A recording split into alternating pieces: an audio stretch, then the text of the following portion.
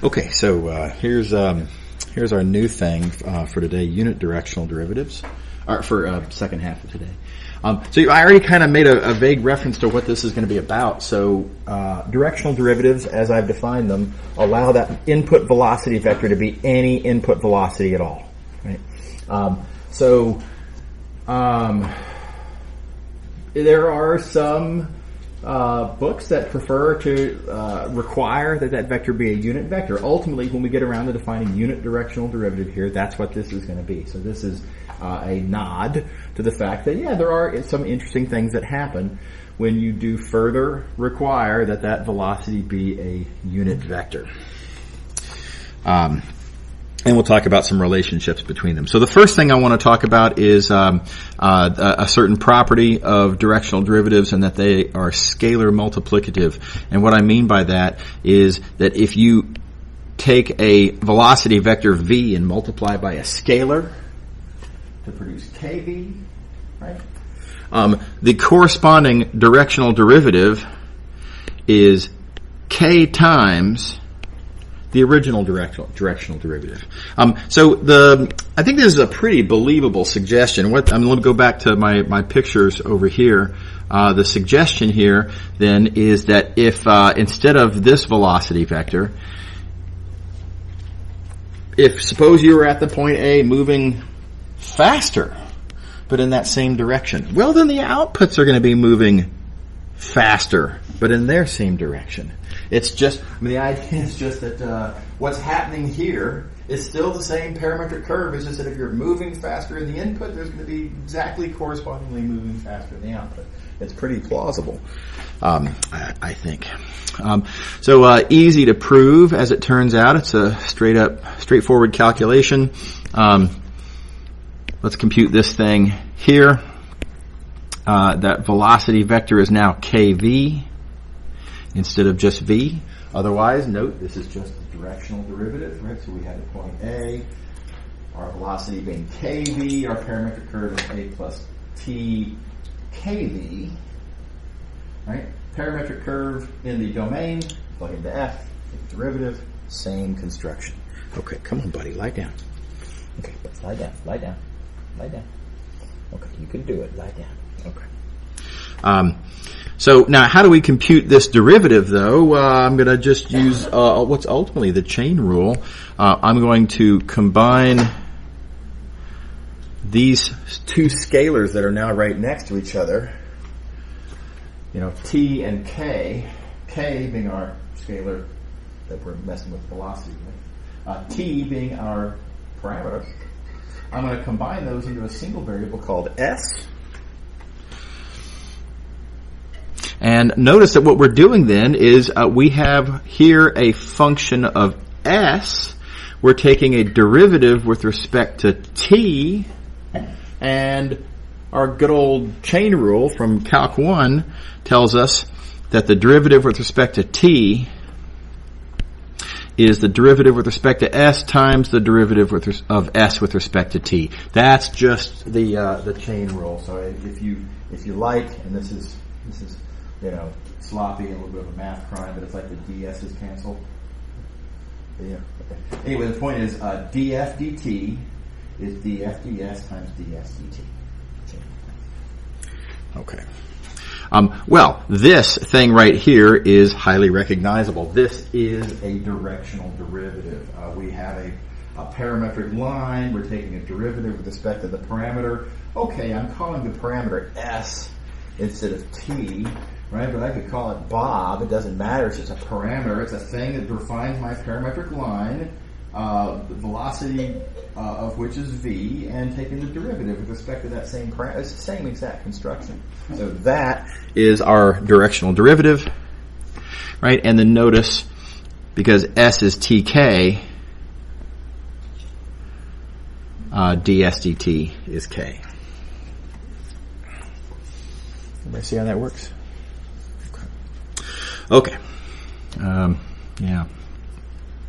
Okay. So now I'm going to apply this idea now to a general velocity vector v and I make the following appeal.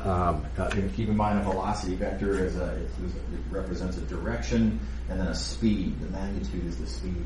So I'm going to rewrite the velocity vector as little v representing speed times u, that being the unit vector in that direction. So let me annotate here.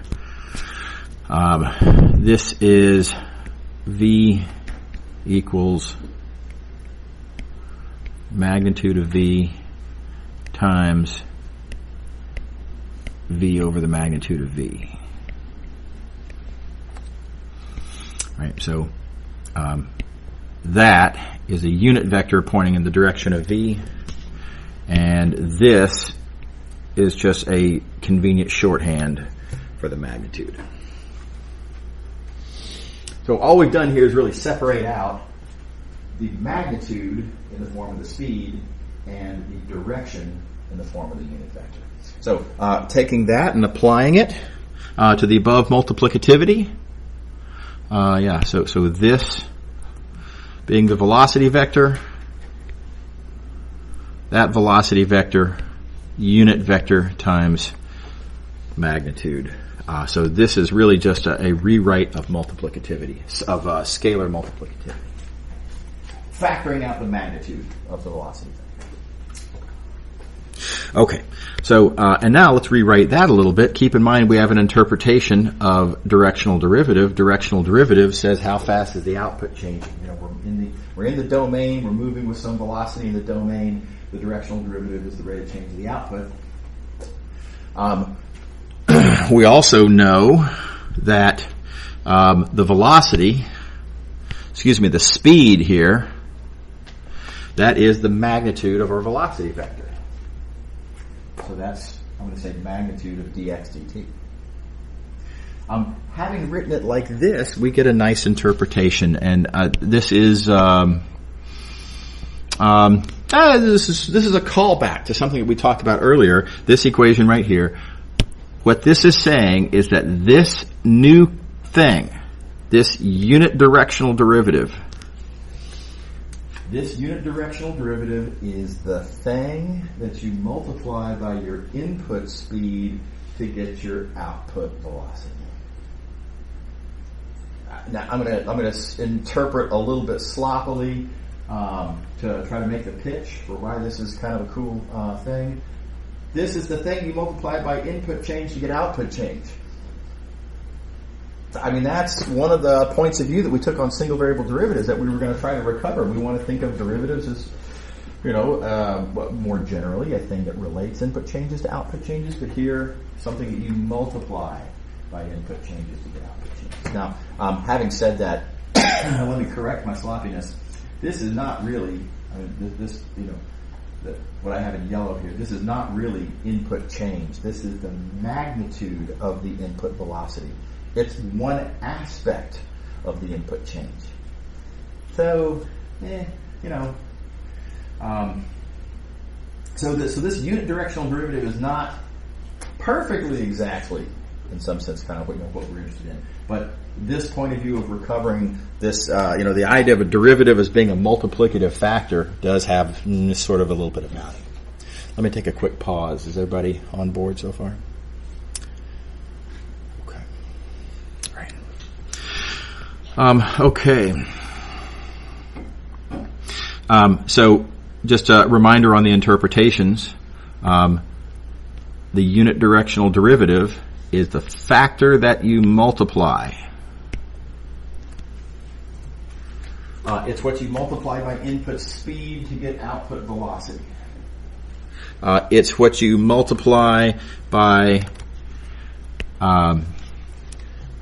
magnitude of input displacement. So it's what you multiply by distance in the input to get output displacement. So again, this is kind of mismatch of type. I mean, this is not an input displacement vector. This is an input displacement distance. It's part of the input chain. Nevertheless, multiplicative factor. Okay. All right. So why are we doing this? What's the purpose of writing down all this unit directional derivative business, interpreting it differently? And basically, it's something that is of interest sometimes. Sometimes it is easier to work with. Sometimes it is more directly relevant to what you're interested in. And sometimes not. Right? So what I want to emphasize is, there's a tendency to think of, things that come later in the book are more powerful ideas that are built up on top of the relatively, lowly ideas that we started with earlier in the book. There's a temptation to think anything that comes later must be better and stronger and, why wouldn't we otherwise lead with it? That is not what's happening here. There are two different kind of points of view that you can take on what one might, depending on your point of view, want to call directional derivatives. They're just different, right? So you have a choice now, and it's a question of convenience. Do whichever is going to make your life easier, right? Because these two things are related by a very simple formula. So if this is what you're interested in, if you're interested ultimately in an actual directional derivative, feel free to compute it directly. But if it might be easier, perhaps, to compute the unit directional derivative, feel free to compute the unit directional derivative and then just multiply by the speed, thus recovering the thing you want. And vice versa. It happens the other way. I'm going to show you both examples both ways. What if this is the thing that you're interested in? You're interested in a unit directional derivative. But what if, for whatever reason, it's just a lot easier to compute the non-unit directional derivative? I'll show you an example. Then feel free to compute the non-unit directional derivative, and then when you're done, don't forget to divide by the speed to recover the unit directional derivative. Okay, so neither is better, they're just different. Okay, I do want to make one additional observation about how to interpret unit directional derivative, and it's going to come out of this formula here that we wrote down. So the unit directional derivative is the thing that you multiply by input distance to get output change. And in a certain circumstance, that's a really very geometrically natural thing. Let's specifically think about, suppose we are looking at a graph of a function. In the unit directional derivative, we're looking at a graph of a real value function. This is the rise. This being as it is distance that you're moving in a certain direction in the domain. This is the run. And in that case, the unit directional derivative is the rise over the run. It's the slope. So that's that's a heck of a callback, right? That's that's the point of view that a lot of people like to hang their hat on in Calc 1 classes of what a derivative is. So I have to acknowledge that's cool, right? And so here's that picture. If we are moving in. Say we're at this point here in the domain. Keep in mind we're looking at a graph, so the input space is like that. The output is like that. Again, graphs are this very weird construction where the input variables and output variables are on the same picture. It's quite odd. Anyway, if you're at this point in the domain and moving with this velocity, let's say a velocity like that, thus, you're moving along that parametric curve, that parametric line. You could reasonably ask, if I were to look at a cross-section, okay, can I draw this? No, that's poor drawing. Oh, here, let me do it like this. Here we go.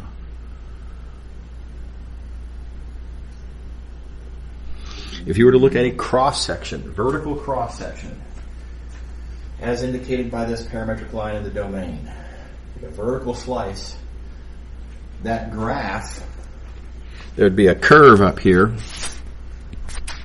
That is the cross-section of the graph.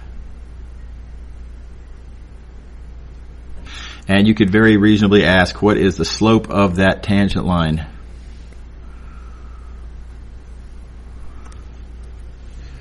right? And as I previously noted, if you want to look at the slope of that tangent line, well, you're going to need to look at little triangles. You're going to need to look at a rise over run situation. There's your little right triangle. The slope is the rise over the run. The rise is delta S. The run is this distance. How far are you moving in the domain? Rise over the run. Delta F over the magnitude of delta X. That unit directional derivative is what that is. So, like I say, that's, full props. That is kind of neato. So the directional derivative, unit directional derivative is the slope of the tangent line to the graph. Quick pause. Anybody have any questions about this? I emphasize it's got to be a graph, right? We were talking here about the calculus of graphs to make this interpretation. Unit directional derivative is slope of the tangent line to the graph. If for whatever reason you end up taking a unit directional derivative and you ask what does that have to do with this picture of level sets that I'm looking at over here, it's not slopes in any sense.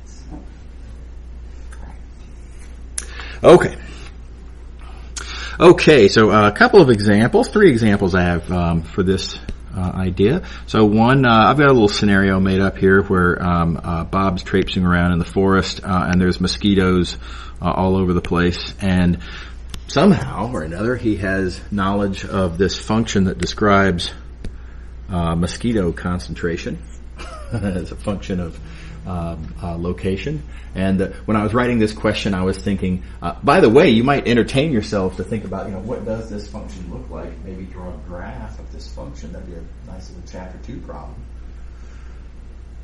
Graph is rotationally symmetric, you may notice. What we have here is a function that is suggests a high concentration sort of near a central point, and then the concentration decays as you get further away. So it's like there's a stagnant pond with a bunch of mosquitoes swarming around it at the origin, and then there's a few mosquitoes as the further you get away. It's not that. So anyway, Bob is currently at that location, and he is moving with that velocity. And he's very interested in the question of this, the mosquito concentration. How fast is this going to be changing? Obviously, he doesn't want to get bitten by mosquitoes. So how fast is that changing? All right. So notice what we're interested in computing. How fast is the concentration changing? He wants to know df dt. He wants to know, given his circumstance, as he's moving, I want to know f is changing with respect to time. How much? Okay. So what he's looking for is a directional derivative. And if you'd like, you could just straight up write this down as a directional derivative and totally do it. The problem is that when you parameterize this line, keeping in mind, starting at that point and moving due west at the speed of 3.5 miles an hour, note that this velocity vector has a fraction in it. And I just made it 3.5, just for it to not be an integer, right? But if you're not scared of the number 3.5, okay, suppose he's moving due west at the speed of 3.58261, something like that, right? Some ugly number. And you don't want to have that 3.56281, whatever I said, carrying through the whole calculation, making your entire calculation a nightmare. Okay, so what we're going to do instead is we're going to say, look, even though I'm interested in the directional derivative, I'm going to factor out the speed, and I'm actually going to compute the unit directional derivative. I think it's going to be easier to deal with. And, okay, the unit directional derivative is not what I was interested in, but the thing I am interested in is just that times the speed. And the speed is that number, whatever that number is, 3.5. And if the speed were something nastier, like 3.56842, whatever I said, then okay, then sure. Then at the very end, I multiply by a slightly nastier number, whatever. No big deal. At least it didn't permeate my entire calculation. Okay, so notice how nice this calculation of the unit directional derivative ends up being. My parametric line, wrong color. We're starting at the point 2, 1. Our unit vector, indicating due west, it's just -1, 0. And that parametric line is easy to write down. There's no ugly numbers in it. Nice, pretty integers. Everybody good? So I'm going to let y'all read through the rest of the details of that calculation there. It's just a directional derivative calculation like every other one we've done. But you can see, I hope, how this makes the calculation cleaner. Okay. All right. Now, here is a different example.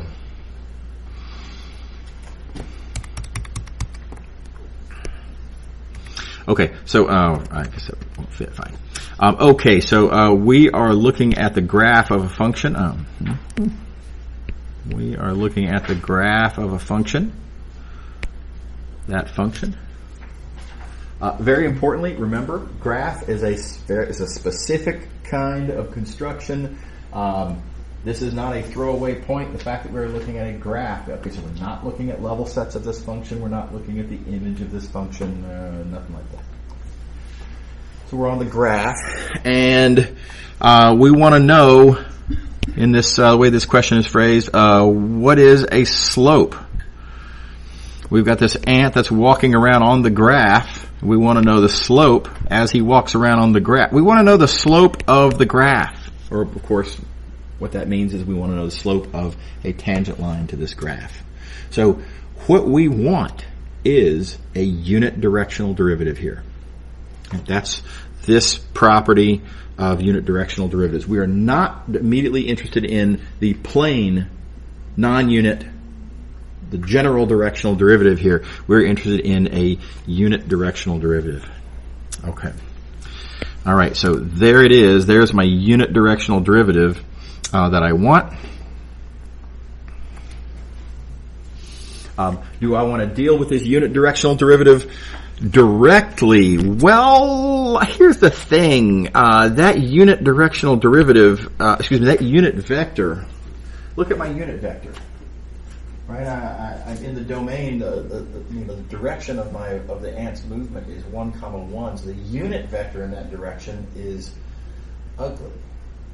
It's got fractions and square roots, and I don't want to have to carry that through. Right? So this is that opposite scenario where instead of wanting a directional derivative, but the unit directional derivative being more convenient. Here, I want a unit directional derivative, but the plane directional derivative is going to be more convenient. This plane directional derivative, where I use this given velocity vector 1, 1 as my v, that's going to be easier to deal with because, well, again, here I'm starting at the point 2, 0. Nice, pretty integers. My velocity is 1, 1. Nice, pretty integers. The directional derivative is going to be easier calculation. So I relate them again by you might, depending on how you say it, by scaling, factoring out the scalar velocity. Interpret it however you like, but notice that this calculation of the directional derivative is easier in this case, which gets down to that 4. And don't forget to divide by the square root of 2 at the end. Everybody on board? Okay. All right. Now, I honestly, my favorite of these examples is this one. Because again, this is, I think, a very nice way of combating this idea that, unit directional derivatives came after directional derivative. This must be the either superior or preferred way of computing these things, and I'm supposed to go by way of unit directional derivatives. I make a big deal out of this because despite my doing so, it always ends up being the case that a large number of students feel obligated somehow to always go with unit directional derivatives. It's really not necessary at all. So let's consider this scenario here where I'm interested in the value of this directional derivative. That's a non-unit directional derivative. There's my velocity vector, 2, 7. Suppose f were given. And so this calculation would be pretty straightforward. I've got some point A, I've got a nice velocity vector in coordinates. I'm going to have a convenient parameterization to plug into the function. Fine. Right? Nothing wrong with that calculation.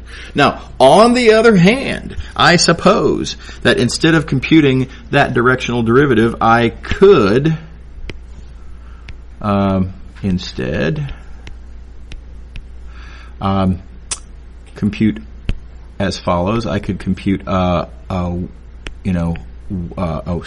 magnitude.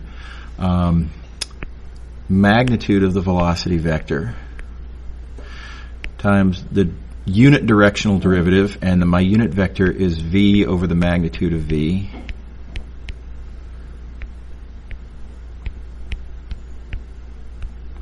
Right, so I could compute like this. Hey, come on. Come on, lie down. You can do it. There you go. Okay, good boy.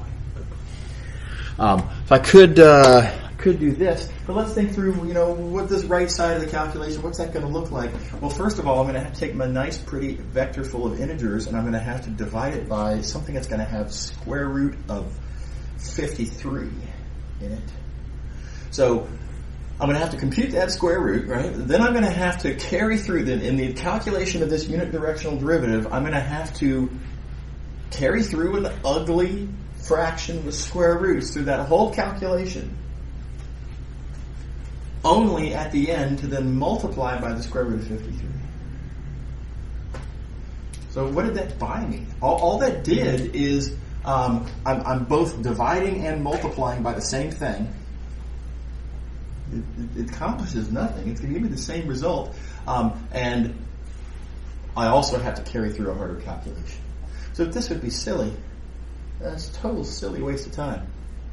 Everybody see the point here? So make sure you have when you're working one of these directional derivative kinds of questions, you have to identify, wait a minute, which one do I really want? Do I want a directional derivative, or do I want a unit directional derivative? Am I looking for a slope of a tangent line, or am I looking for an actual rate of change with respect to time? If what you want is a directional derivative, then keep that in mind. Likewise, next question, ask yourself which one of these calculations is going to be easier. Now, we did see an example. Sometimes that unit vector is easier to deal with. So if that's the case, feel free to calculate that directional derivative, by way of if it should happen to be easier, this easier calculation. That's an option, right? But in some sense, there's 4 kinds of these questions. There's 2 possibilities of which ones of these things you're actually interested in, and there's 2 possibilities of which one of these things is actually easier to compute. So of those 4 kinds of questions, just make sure you identify which one you're looking at and act accordingly. Okay. All right. Okay, moving along, partial derivatives. Well, we've got 15 minutes left. I don't think we're quite going to make it, but that's okay. We'll get a lot done. Okay. So, we've talked about directional derivatives. It's a very general construction. Velocity vector can be anything. Then we talked about a special case. We talked about this thing called unit directional derivatives. pros and cons, but unit directional derivatives, because there is a stronger assumption, the vector can't be just any vector. The vector is specifically a unit vector. We get an additional interpretation. Unit directional derivatives are slopes of graphs. That's cool. Okay. So we're going to talk now about an even more special case. Not only am I going to require that the vector be a unit vector, but let's further require that you, in fact, be a standard basis vector. You remember those things. Standard basis vectors, the vectors whose coordinates are mostly zeros. One in a single position. Unit vectors pointing along the axes. Well, that's not just a unit vector, that's a special unit vector. And so let's ask, does that make the calculation turn into anything more convenient? Is there anything interesting that happens as a result? And the answer is yeah, it turns out something really nice happens. So here we go.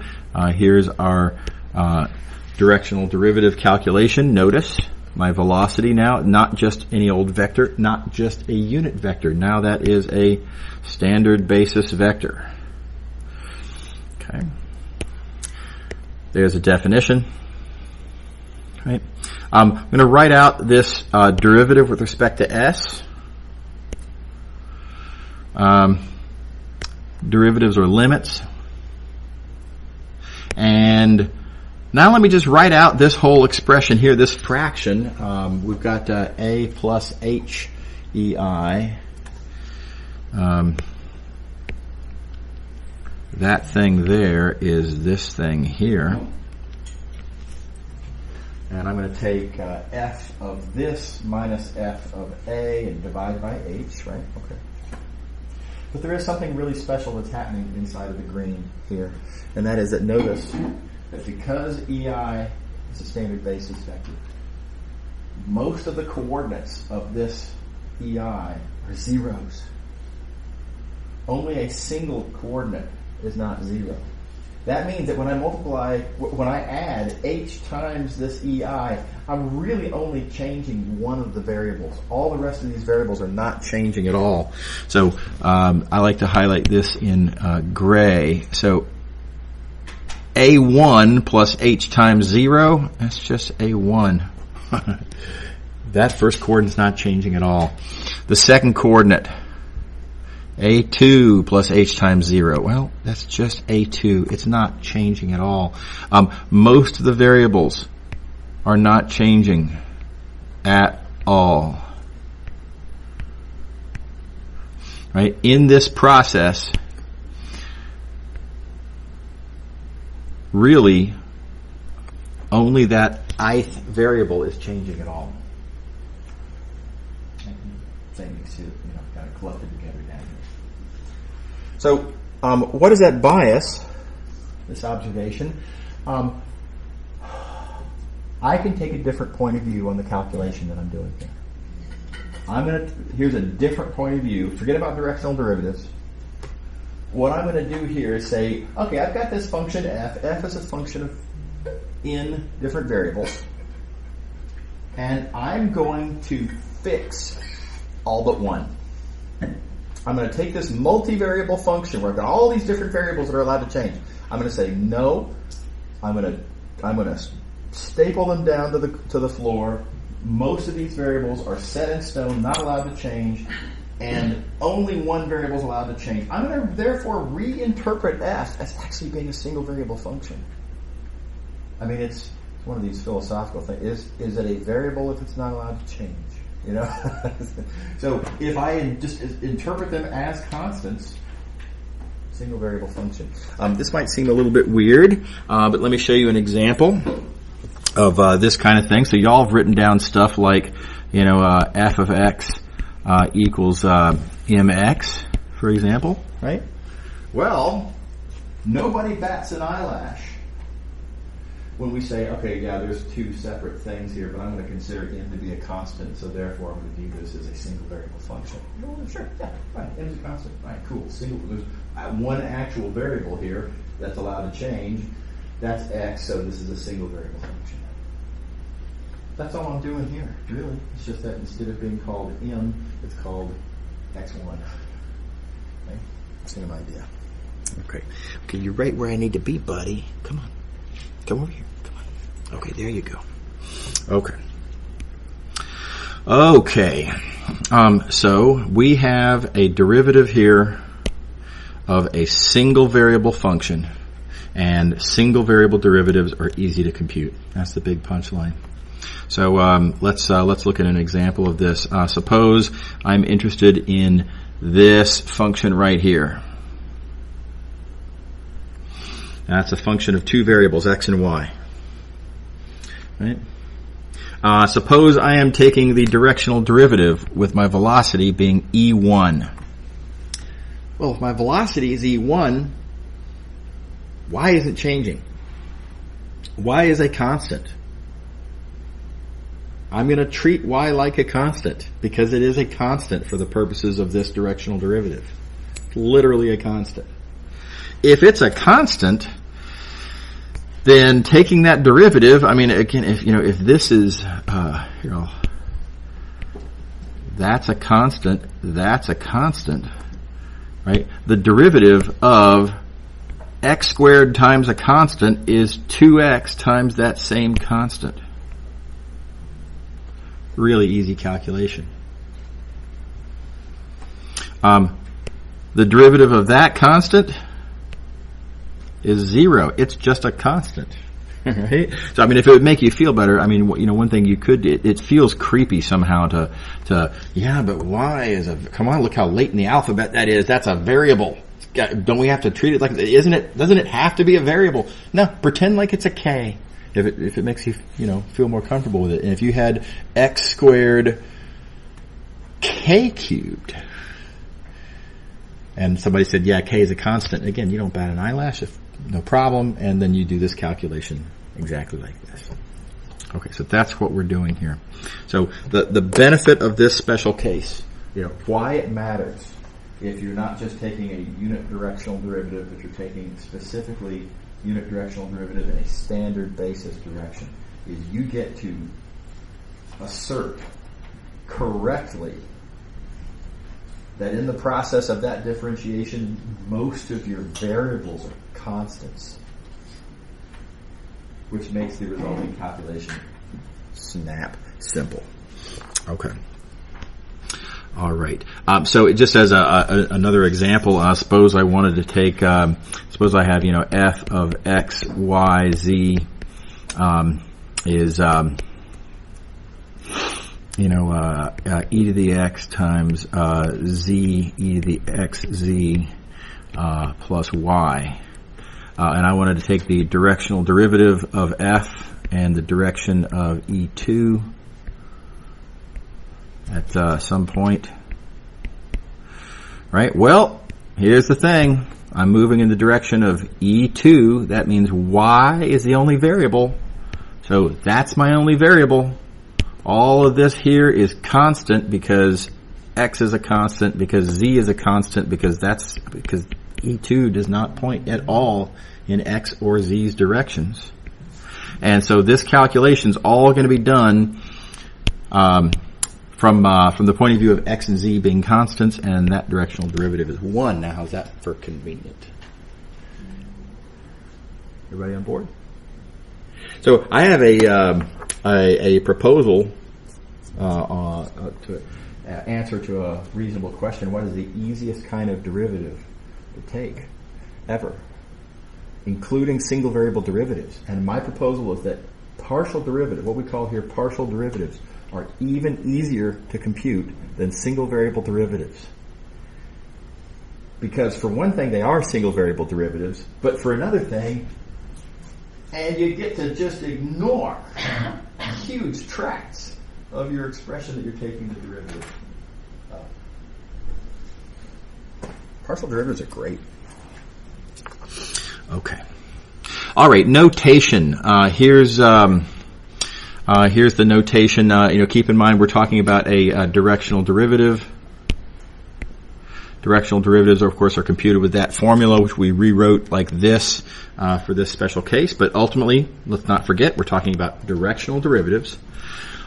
Because this process looks so much like good old, plain old single variable differentiation, the notation that we use is highly suggestive of the Leibniz notation for single variable derivatives. So you remember you write like df, dx sometimes in Calc 1. So we draw something very similar to that. Importantly, this notation is a little different. So this symbol right here, that symbol, it's not a D. It looks vaguely like a D, but it's not a D. A lot of students also misunderstand and think that it's the Greek letter delta, but it's not. That's a lowercase Greek letter delta. That's not what we're doing either. The lowercase Greek letter delta kind of falls over to the right on top. Right? This is a new symbol created just for this purpose. And it's like it looks kind of like a backwards 6, maybe, sort of. Anyway, that's what it is. This being the first time that y'all have probably drawn this symbol, this is going to seem a little bit silly, but you might actually go to the trouble of practicing drawing this brand new character. I did this when I was, when I first saw this stuff, and I filled up a sizable fraction of a page, getting comfortable with how do I make that little symbol. And some people like to go the other way. I don't know. I feel I like to spiral out instead of spiraling in. Suit yourself. Anyway, give it a little bit of practice and get to where you can do it. This is not optional. If you write df dxi, that is wrong. That suggests a different meaning which does not make sense, and you can't do that. You have to use this little partial symbol. Okay. All right. Another optional notation. Now, you may recall in Calc 1 class, df dx was sometimes written f prime. So Leibniz notation on the left, Newton notation on the right. Pros and cons. The pro of df dx, as you can see explicitly, which you're taking the derivative with respect to. That's nice. The con is that it's a little bulky and clunky. Right? It's more to write down. F prime, crisp, convenient, but a little ambiguous. Okay, so there is a Newton-like notation for partial derivatives,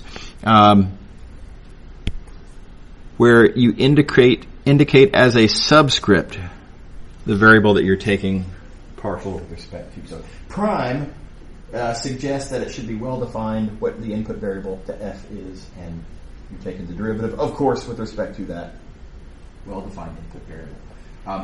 Here, being that there are, of course, several input variables, you have to indicate which one you're taking the partial with respect to. So they write it as a subscript. That's just a convention. So f subscript x means partial of f with respect to x. So heads up on that. Also, if you're looking at a graph, or for whatever reason, if you're just given a name to the output values, then you can likewise write zx as being, again, kind of a sort of a Newton-like alternative. It's kind of like a z prime, if you will. Okay, but again, you've got to indicate which variable. Okay, we seem to be out of time. So, super quick. This will take 2 seconds. Partial derivatives are computed component-wise. Why? Well, because partial derivatives are directional derivatives. And don't forget, directional derivatives are parametric curve derivatives. So this is just yet another example, more specialized, but nevertheless just an example of what we already know is computed component-wise. So if you want to take a partial derivative of a vector valued function, one component. Okay, we are out of time. I'll pick up here on Thursday. Don't forget, exam tomorrow. See y'all here. Oh, I did decide it's going to be a 75-minute exam. It's written to be. My intention was to write something comparable to past summer exams that I've written, for which I have given 75 minutes. So I think it'll be highly comparable to past summer tests. And then we'll take a 15-minute break, and then from 11:30 to 12, I guess we have 12:05 technically. We'll do a little bit more math. Okay. All right. See y'all tomorrow.